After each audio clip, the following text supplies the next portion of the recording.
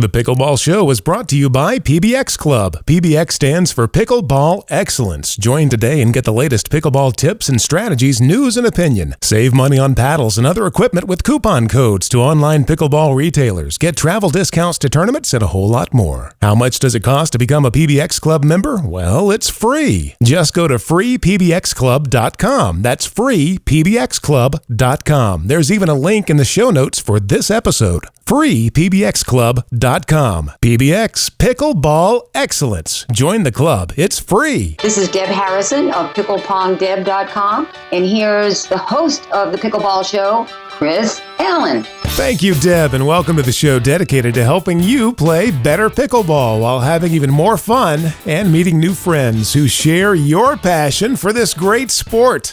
My name is Chris Allen, joining you today from Asheville, North Carolina, and we have been having fun all this month with our new format, a new webinar format for the Pickleball Show, where anyone from around the country or around the world can join in, listen live as we record, and ask questions, make comments, talk with our guests, also take part in quizzes and polls. And if you would like to do that and be part of our next recording, you can do so by joining PBX Club. It's totally free. Just go to freepbxclub.com and you will be on the guest list. You'll get an invitation and you can sign up and join us and participate. You don't have to participate. You can just listen if you like. But if you do want to ask questions and be part of the show, you can raise your hand and I will unmute your microphone just like I'm doing right now with Cliff. Let's see if Cliff is here from Rhode Island. Hey, Cliff, are you there? Hello, I'm here. Hey, just wanted to thank you for all the great input and questions and comments and everything that you've helped us out with this month. You win the good parking space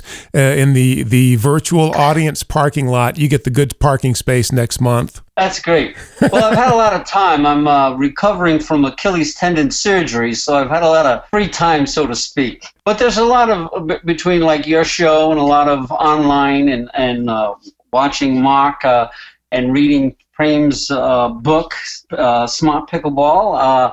It takes up a lot of my time. It fills in the gap, so to speak. Good point. And boy, thank you for that perfect lead-in to our guest today. We do have joining us from Collingwood, Ontario, Canada, ThirdShotSports.com. We have Mr. Mark Renison, top coach and top player as well. Mark, thank you for being with us today again on the Pickleball Show. Mr. Allen, nice to be back. Grass Valley, California. We've got the pickleball guru, Prame Carnot, is with us. And Prame, welcome back. Thank you for joining us again here on the Pickleball Show. Good morning, Chris, and thank you for having me again. And hi to Mark. Really enjoyed listening to you, Mark, and always love to pick up good tips.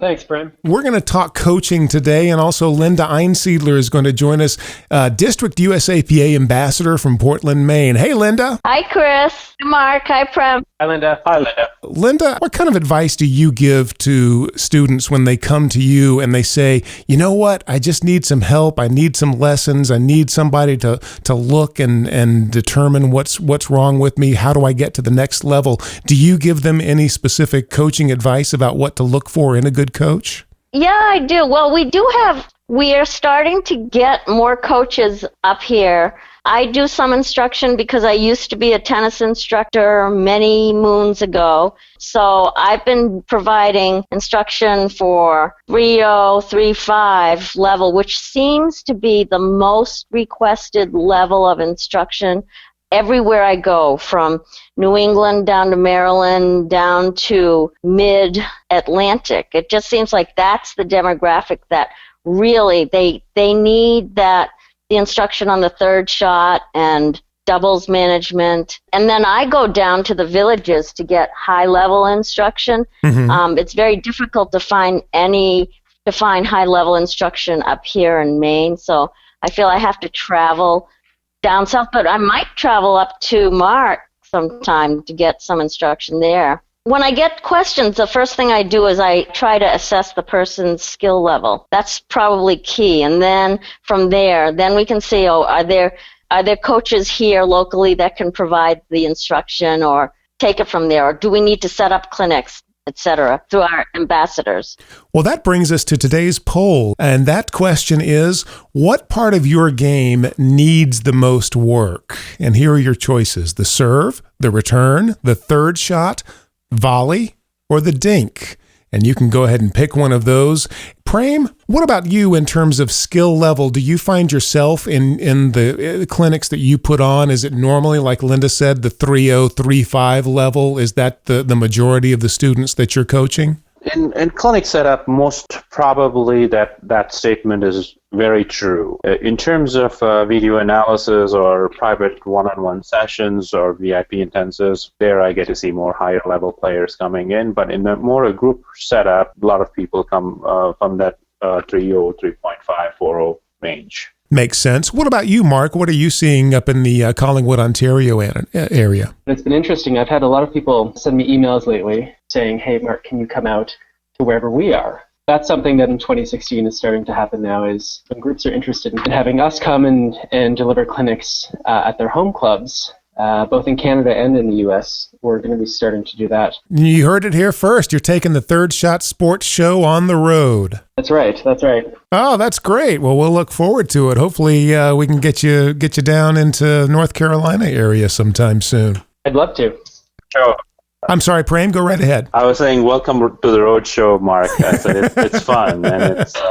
I've done this for a long time now, so I always enjoy knowing fellow coaches getting in there. Yeah, thanks, Prem. The other thing maybe worth mentioning is we've also had a lot of interest in people who are maybe doing a little bit of coaching already, but need some support, need some tools to be able to coach better. And so we've started a website, coachpickleball.com, and what we're starting to do now is starting to train the trainers. Starting to help people who want to become pickleball instructors, good, effective instructors who can teach great lessons, to start to train those people. So people can visit coachpickleball.com and can see what that's about. Sounds good. And we will link to it in the show notes, as always. We'll put that in there. Let's go ahead and close the poll out now. And the question is, what part of your game needs the most work? And if you haven't voted, your last chance to vote, because I'm going to close it out now in 3, 2, 1. 60% say the third shot is what they need the most help with. 20% say volley. 13% say the dink is what they need. And then 7% say the serve. And 0% say return. We didn't get any returns. That's an amazing statistic, actually. How so? You know, and we've talked about in past shows the myth that the serve and the return aren't very important parts of the point, right? That they're sort of the formalities until you get to the real point, the third shot. This poll seems to kind of reflect that attitude is still out there. Either that or your listeners have great serves and great returns. Or really terrible third shots, and I'll put myself in there. Yeah, well, if you can have a really great return of serve, you're going to make your opponent's third shot much more difficult to hit. It's one of the reasons why the serve and the return is so important, how you start the point, because you can really gain an advantage right from the beginning. Yeah, that's a good point. Let's go, let's get some questions now from the audience. You've got two of the top coaches here in the world, Prem Carnot from pickleballguru.com, Mark Renison from thirdshotsports.com, and you've also got district ambassador and a former tennis coach. I did not realize that. Linda Einsiedler, queen of the rule book as well. And we're going to have another rule trivia question coming up in just a couple of minutes. But let's try going over to Andy here. Andy, I'm going to unmute your microphone. Can you hear me? I can hear you, Andy. Welcome to the Pickleball Show. Where are you calling from today? I'm a neighbor of Mark's. I'm in Coburg, Ontario. Coburg. Well, I'm working on getting you there, Mark. Chris, one of the things I voted on, that the third shot was the tough one to do. And if you have any suggestions, Prem or Mark, we play on badminton-sized courts, and we typically don't mark the full-size kitchen, which is 7 feet versus the 6'6" on the badminton court. And that's where I find it difficult to get that third shot in, where lanky players standing at the kitchen and they reach in almost to the net, and that 6-inch advantage seems to be a disadvantage to me returning that shot. Any suggestions on playing that type of different kitchen size? My suggestion would be to invest in some painter's tape and put down the actual kitchen line. Those 6 inches make such a big difference. whether you're playing for fun with your group or if you might want to go play a tournament or whatever, it's worth it to practice on a regulation-sized court. And it doesn't take very long. We do it here at our Y, where you put down some painter's tape, you use it for the duration of your game, take it off the floor, no problem afterwards. I'd say it's worth doing that.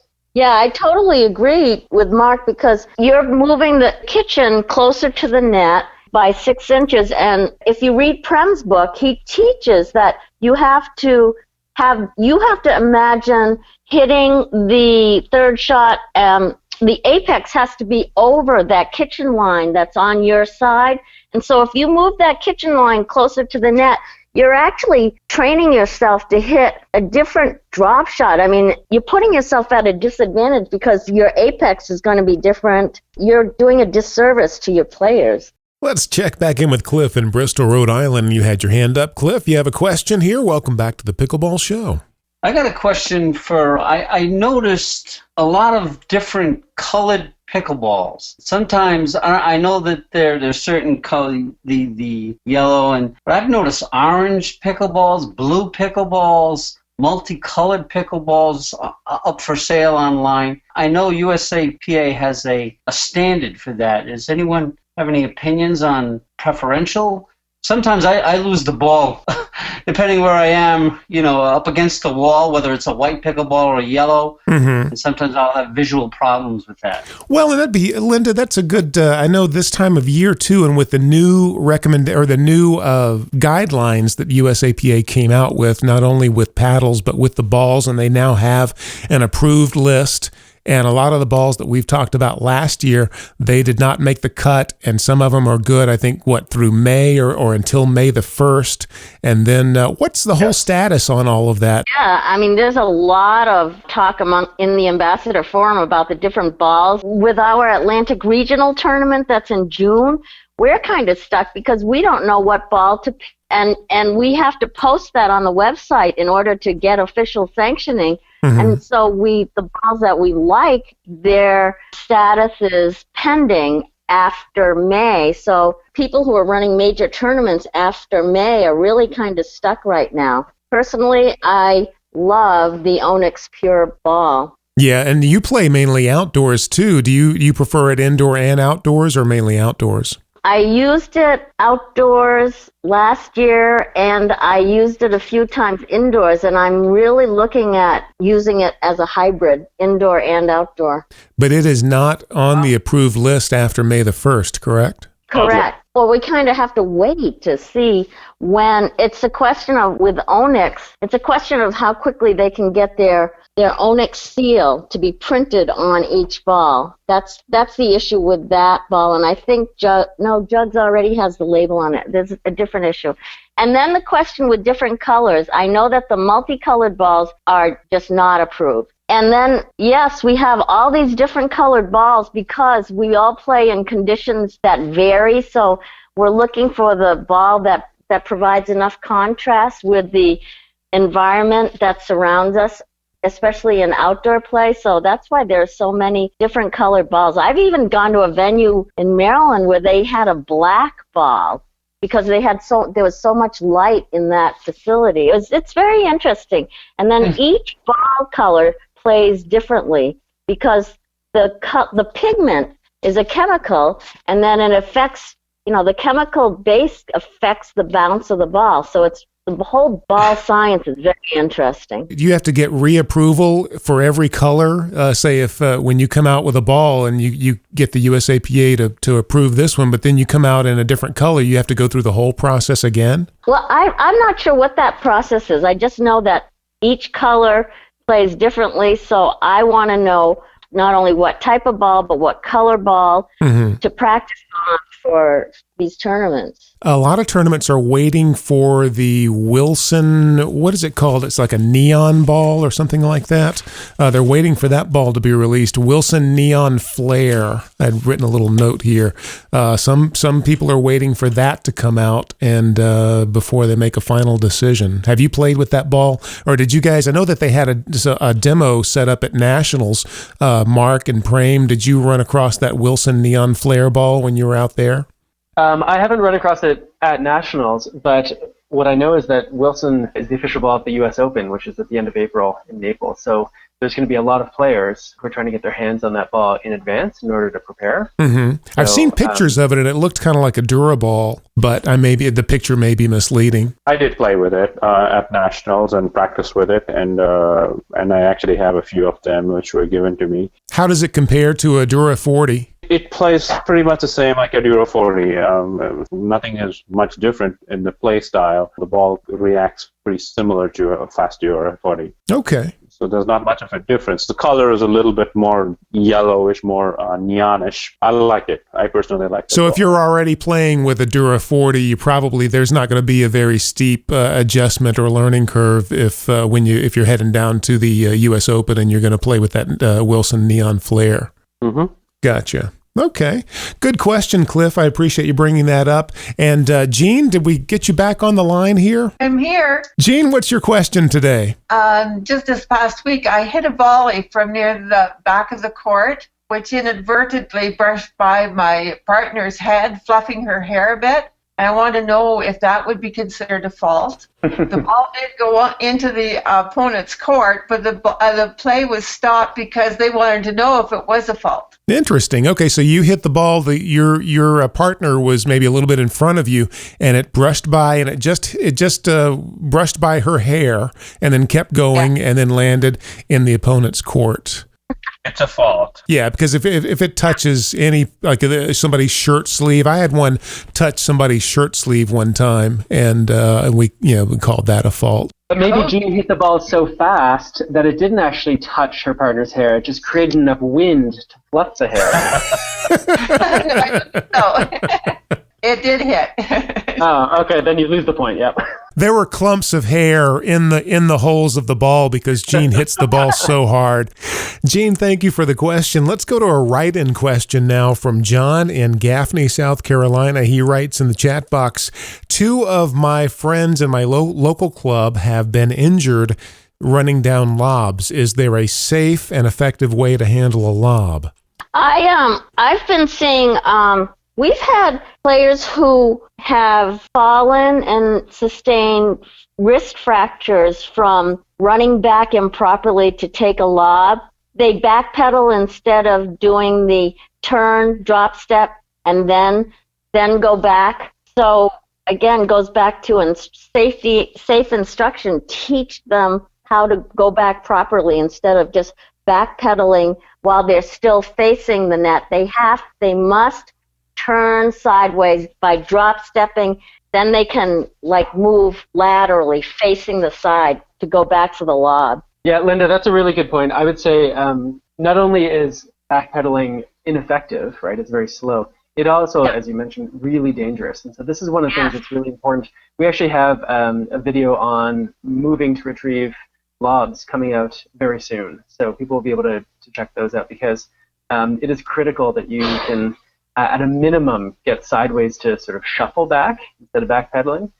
When you watch the best players, they actually run these crossover steps and run. But you're right, that's a really important one. When that happens, when you and your partner kind of get one in front of the other and one behind, the person in front is the one who really has the right of way, right? The one behind can see what the one in front is doing. So the person in front, whether you're trying to figure out, should I move to the left side of the court or the right side of the court, that person should just move. And then the person in behind then needs to respond because the person who's in front, who's closest to the net, they can't see the opponent, the partner behind them. So that person in front should really sort of take a leadership role and move either to the left or right or whatever. And the person behind needs to respond to their moving. I like that. You also add player communication, yelling switch so that the person in front can hear. The person behind would yell switch or stay, so that the person in front knows where that person in back is. Mm-hmm. Chris, as I had mentioned in an earlier episode, I always recommend the lob when someone's lobbing over you, your partner takes over, and then you switch sides. Yeah. And make sure to obviously come back after the point is over. And it's always the best option. And as Linda had mentioned, I hardly and never recommend anyone backpedaling. I've seen so many people get injured by that way, and I've always clearly do not recommend, backpedaling on a lob. If the lob is behind you, over you, let your partner take it. Gotcha. if for whatever reason they are not mobile and you're not mobile, if that is the case, I said, it's okay, then let it go. I would rather have you be healthy than get yourself injured and be out of commission for 6 months. And Cliff will be able to tell you how that is when you're out of commission and you still want to play the game. Yep. So I would really recommend people to work on that part. And then there's a wonderful article I wrote about it, and I'm sure what Mark will bring out in his video will explain even more on when someone lobs you, a good lob is over you, you may make sure that your partner takes it and then you switch around. When Prem talks about lobbing over you, just want to make sure that the listeners realize, I don't think you're talking about any type of lob, right?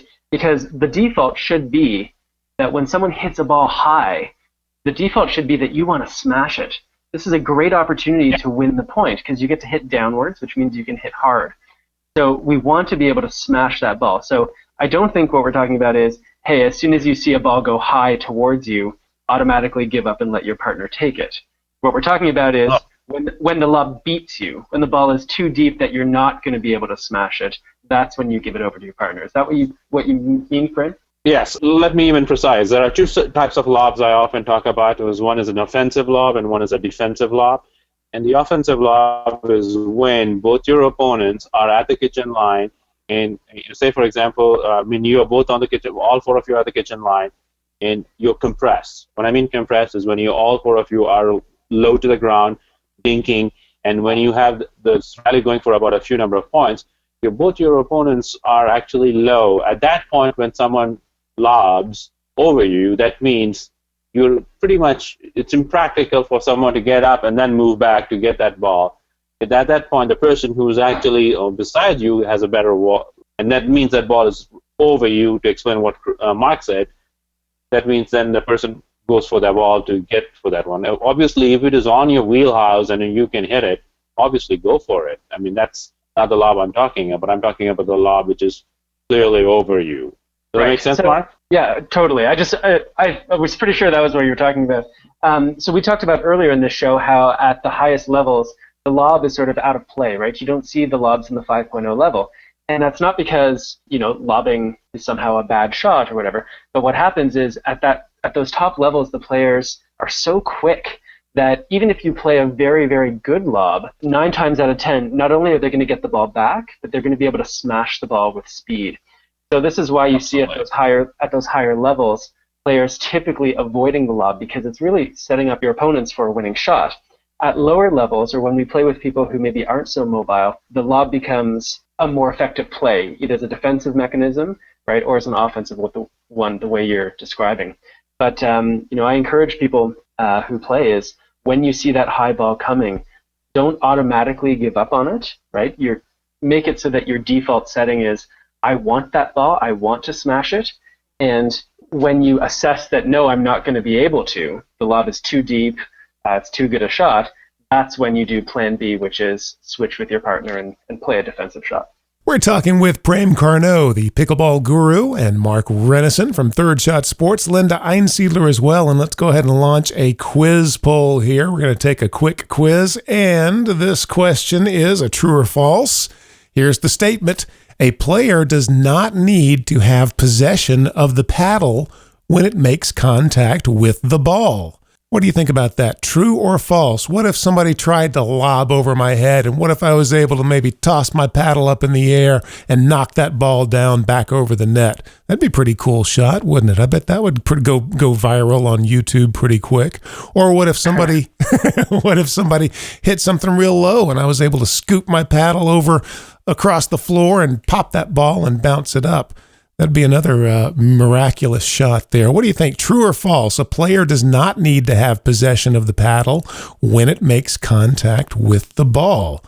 And we're going to close this poll out because you guys are all too smart here. They've all been reading Smart Pickleball, and they've been all watching Mark's videos and everything, and they can't be fooled because they know that is 100% false.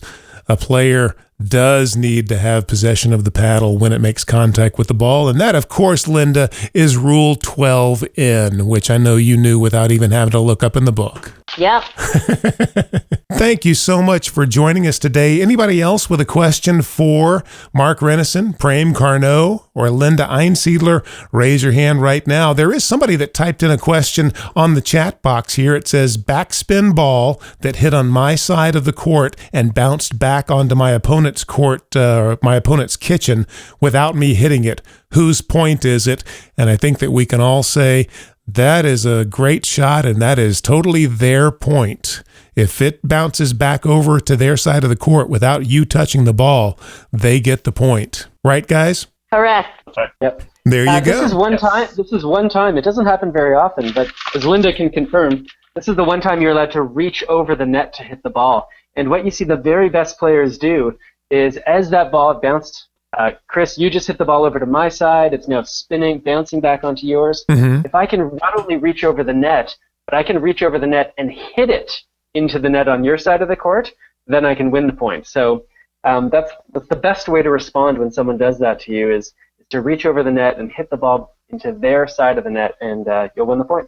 And so if you're refereeing that match, you have to watch to make sure that nothing touches the net from that player that's hitting the ball. And the one important point to that one is sometimes if even your foot, your shoe, crosses that line under the net, it's a fault.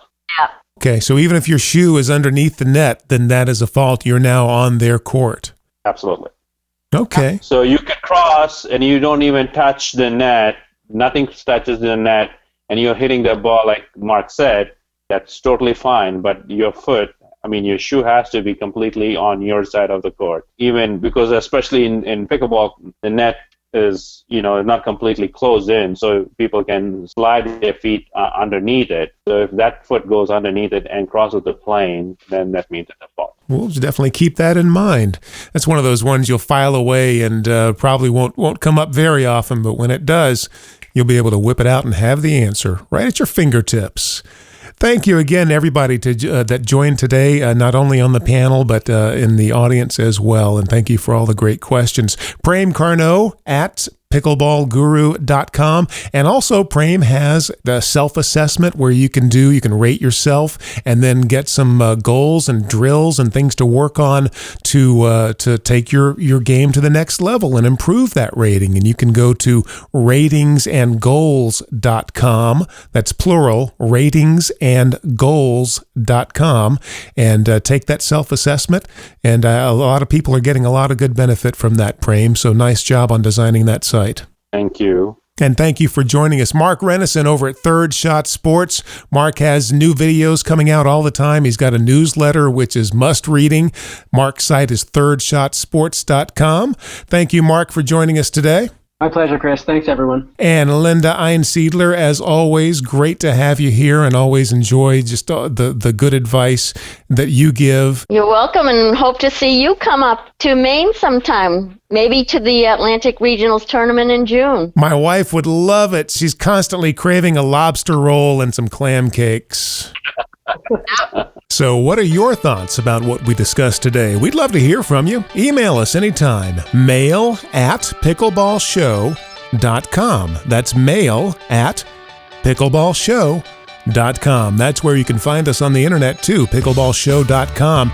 We're on Facebook as well, facebook.com/pickleballshow, twitter.com/wait for it, Pickleball Show. We make it easy for you. And we'd love to hear from you anytime on any of those places. Also, head over to iTunes if you get a chance. Hit the subscribe button, which means you'll never miss an episode. Plus, if you feel it's appropriate, leave us a 5-star review, which helps boost us up in the rankings, makes it a lot easier for other pickleball players to find this show. I'm Chris Allen. This is the Pickleball Show. And until next week, keep 'em low.